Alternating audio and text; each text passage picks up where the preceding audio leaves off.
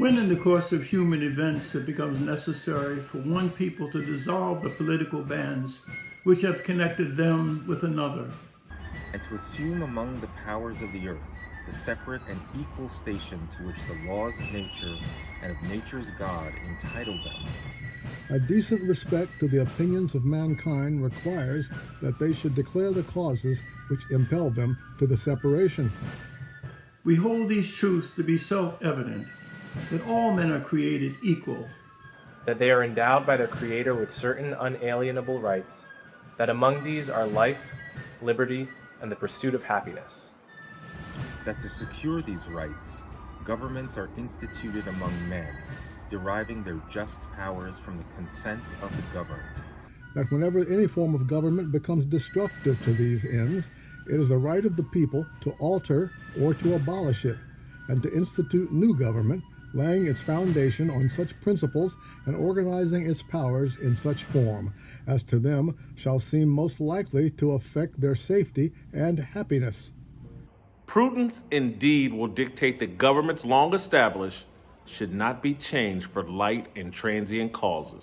And accordingly, all experience have shown that mankind are more disposed to suffer, while evils are sufferable, than to right themselves by abolishing the forms to which they are accustomed. But when a long train of abuses and usurpations, pursuing invariably the same object, evinces a design to reduce them under absolute despotism, it is their right, it is their duty to throw off such government and to provide new guards for their future security. And such has been the patient sufferance of these colonies, and such is now the necessity which constrains them to alter the former systems of government.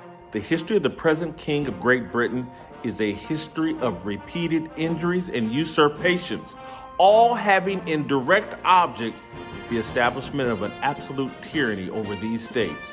To prove this, let facts be submitted to a candid world. He has refused his assent to laws, the most wholesome and necessary for the public good.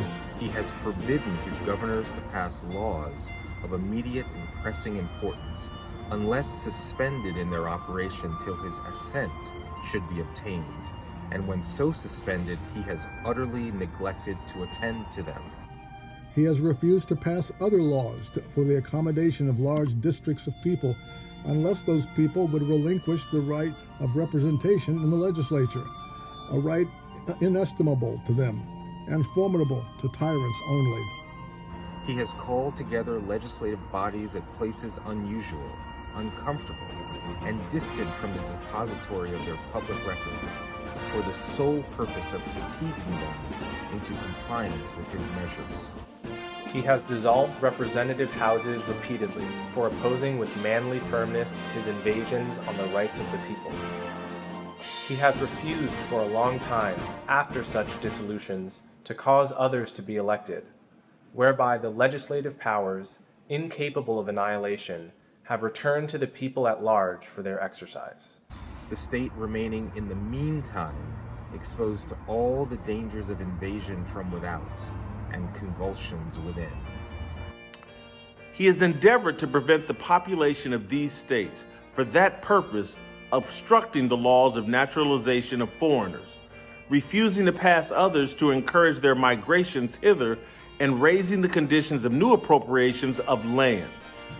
He has obstructed the administration of justice by refusing his assent to laws for establishing judiciary power. He has made judges dependent on his will alone for the tenure of their offices and the amount and payment of their salaries. He has erected a multitude of new offices and sent hither swarms of officers to harass our people and eat out their substance. He has kept among us in times of peace standing armies without the consent of our legislatures. He has affected to render the military independent of and superior to civil power. He has combined with others to subject us to a jurisdiction foreign to our Constitution and unacknowledged by our laws. Given his assent to their acts of pretended legislation, for quartering large bodies, of armed troops among us, for protecting them by a mock trial from punishment for any murders which they should commit on the inhabitants of these states, for cutting off our trade with all parts of the world, for imposing taxes on us without our consent, for depriving us in many cases of the benefits of trial by jury, for transporting us beyond seas to be tried for pretended offenses, for abolishing the free system of English laws in a neighboring province, establishing therein an arbitrary government and enlarging its boundaries so as to render it at once an example and fit instrument for introducing the same absolute rule into these colonies, for taking away our charters, abolishing our most valuable laws, and altering fundamentally the forms of our governments, for suspending our own legislatures and declaring themselves invested with power to legislate for us, in all cases whatsoever. He has abdicated government here by declaring us out of his protection and waging war against us. He has plundered our seas, ravaged our coasts, burnt our towns, and destroyed the lives of our people. He is at this time transporting large armies of foreign mercenaries to complete the works of death, desolation, and tyranny, already begun with circumstances of cruelty and perfidy, scarcely paralleled in the most barbarous ages, and totally unworthy of the head of a civilized nation. He has constrained our fellow citizens taken captive on the high seas to bear arms against their country, to become the executioners of their friends and brethren, or to fall themselves by their hands. He has excited domestic insurrections amongst us and has endeavored to bring on the inhabitants of our frontiers, the merciless Indian savages, whose known rule of warfare is an undistinguished destruction of all ages, sexes, and conditions.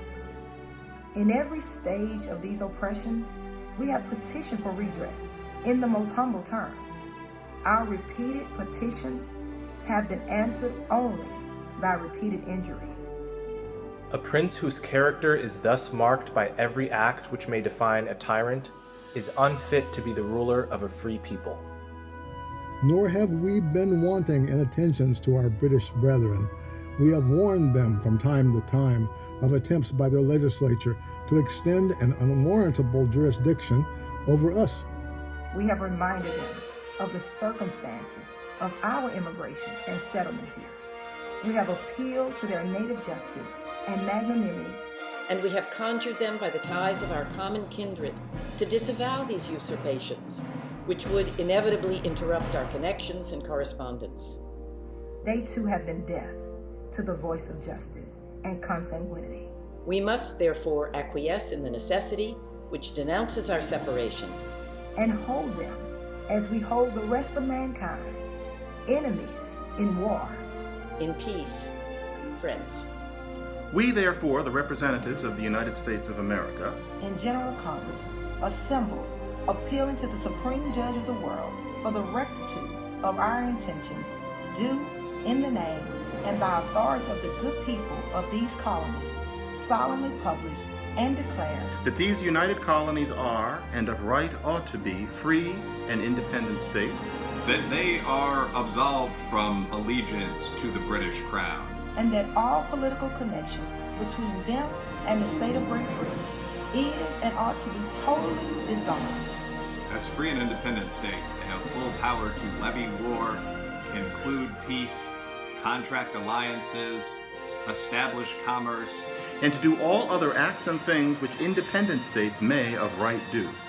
And for the support of this declaration, with a firm reliance on the protection of divine providence, we mutually pledge to each other our lives, our fortunes, and our sacred honor.